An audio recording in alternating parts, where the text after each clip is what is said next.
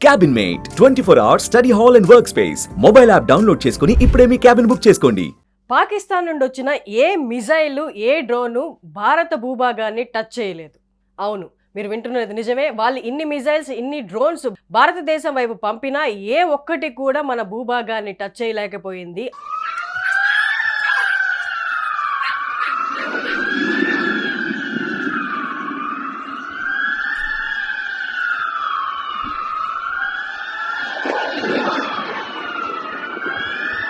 అలాంటి powerful S-400 మన దగ్గర ఉండి ఇన్ని వాళ్ళు పంపించిన ఒక్కదాన్ని కూడా భూమిని టచ్ చేసేటట్టు ఆస్కారం మనం ఇవ్వలేదన్నమాట. మన S-400 ఇవ్వలేదు. కానీ అటువైపు పాకిస్తాన్ అధికారులు ఏం చెప్తున్నారంటే ఇప్పటికే మన మిజైల్స్ యూజ్ చేసి భారత్లోని సైనికులని అంటే 40 మంది దాకా మనం మట్టుపట్టామని చెప్తున్నారు.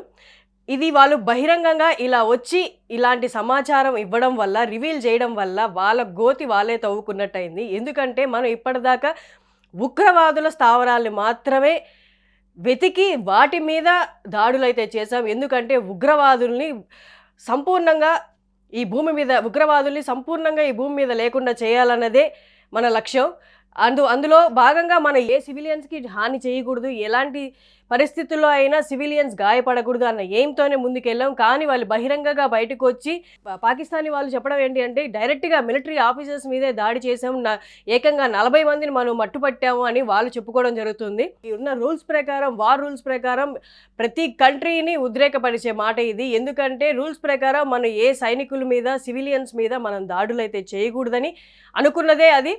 సో కానీ వాళ్ళు బయటకు వచ్చి మేము డైరెక్ట్గా మిలిటరీ పర్సన్స్ని ఆర్మీ పీపుల్నే దాడి చేశాము, 40 మంది దాకా మట్టు పెట్టామని చెప్తున్నారు. ఇది అసలు ఎవ్వరు సమ్మతించని విషయం ఇది. అలాగే అలా చెప్పుకోవడం పెద్ద అబద్ధం. అలాంటిది ఏమీ జరగలేదు అని భారత్ చెప్తుంది. ఎందుకంటే ఒక్క మిజైల్ కూడా భూమిని తాకనప్పుడు చనిపోయే ఆస్కారం ఎక్కడుంది అని భారత్ చెప్తుంది. సో ఇది ప్రస్తుతానికి జరుగుతున్న విషయం. అలాగే వాళ్ళ మిజైల్స్ తాకపోవడం కాకుండా 45 దాకా డ్రోన్స్ వాళ్ళు ఏదైతే భారత్ వైపు పంపించారో ఆ డ్రోన్స్ను కూడా భూమి తాకకుండా యాంటీ డ్రోన్ సిస్టమ్ ద్వారా గాల్లోనే వాటిని మట్టు పెట్టడం జరిగింది. అవి వాటి శకలాలు సేకరించి తదుపరి అలాగే పాకిస్తాన్ లోపల సివిలియన్స్ అంటే ప్రజల నుండి మనకు వ్యతిరేకత కనిపిస్తూ ఉంది. మీరు అసమర్థులు, మీరు మమ్మల్ని కాపాడలేరు, అలాంటప్పుడు మీరు యుద్ధంలోకి ఎందుకు దిగుతున్నారు అంటూ మా ప్రాణాలను కాపాడండి, ఇప్పుడున్న గవర్నమెంట్ అసమర్థులు అని చెప్పి వాళ్ళ వైపు నుంచి గలం కూడా మనకు వినిపిస్తూ ఉంది. వీళ్ళు ఏకంగా మనం చూడొచ్చు, అక్కడ ఉన్న మంత్రులు కూడా పార్లమెంట్లో రోధిస్తూ చెప్పడం జరిగింది. అలాగే ఒక జర్నలిస్ట్ కూడా రోధిస్తూ ఇలాంటి యుద్ధాలు వద్దు అనడం జరుగుతుంది. కానీ సివిలియన్స్ డైరెక్ట్గా రోడ్ల మీదకి వచ్చి వేల సంఖ్యలో చెప్తున్నారు, ఈ పోరాటంలో మనం ఓడిపోతామేమో, అనవసరంగా మా ప్రాణాలు కోల్పోతామేమో, మేము ఏ తప్పు చేయని దానికి. ఇంతకుముందు మనకి ఇలాంటి వార్స్ ఏమన్నా జరిగినప్పుడు సివిలియన్స్ బయటకు వచ్చి వాళ్ళ మద్దతు తెలిపేవారు. కానీ ఇది కేవలం ఒక ఉగ్రవాదుల దాడి గనక, ఉగ్రవాదులు మేము పెట్టి పోషించట్లేదు అని పాకిస్తాన్ బహిరంగంగా చెప్తుంది గనక ఈ యుద్ధంలో మా ప్రాణాలు కోల్పోవడం మాకు ఇష్టం లేదు.